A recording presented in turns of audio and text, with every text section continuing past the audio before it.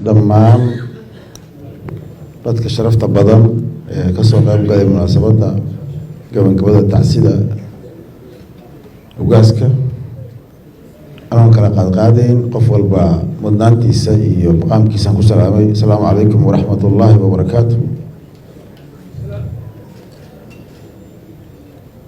marka hore ilaahay subxaanahu wa tacaala ha u naxariisto ugaas cabdullaahi, ugaas faarax, ugaas xasan, dhammaan ummadda Soomaaliyeed bahweyntii iyo sida gaarka ah beeshii ugaaska gaarka u ahaa, eheladii iyo qaraabadii iyo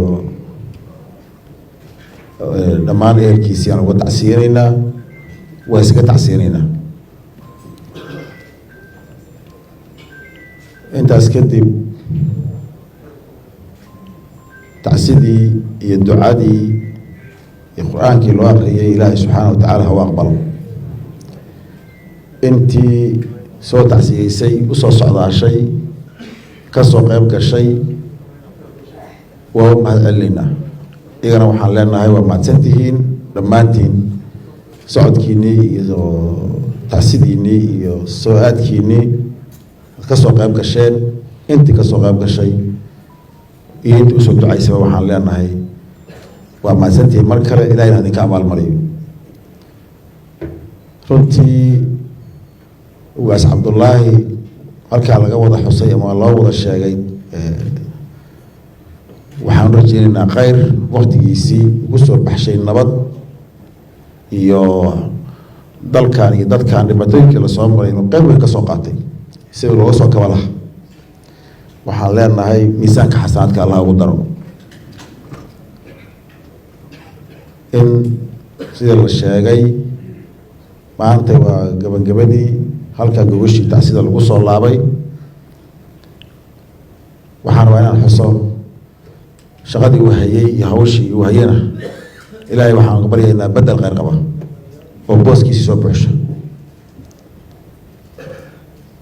dubabku ama dadka ugaasyada iyo dubabka iyo magac kasta ha lahaadeene ummadda Soomaaliyeed ay dub u yihiin. meel gaara ama markaas waa ka soo bixi karaa, laakiin shaqada dubabku hayaan waa shaqo ummadeed, waa shaqo dalka iyo dadka iyo diinta lagu adeego. marka waa lagama maarmaan in maaragtay lagu dadaalo in lasoo buuxsho insha allah ilaahay idinkii. mar kale waxaan idin leeyahay walaalayaal, mudanayaal iyo marweyn inta ka soo qayb gashay socodkiinnii iyo safarkiinnii adinkana allah idinka abaalmariyo. ugaas cabdullaahi, ugaas faaraxna ilaahay subxaanahu wa tacaala ha u naxariisto. dhammaan intii u ducaysay iyo intii usoo dadaashayna dadaalkooda iyo ducada allah u aqbalo. sidaasay gogashii nagu xiran tahay. waxaan is leeyahay qadadii abadahdee intaasaan kusoo gabagabaynayna. wasalaamu calaykum waraxmatullaahi wabarakaatu.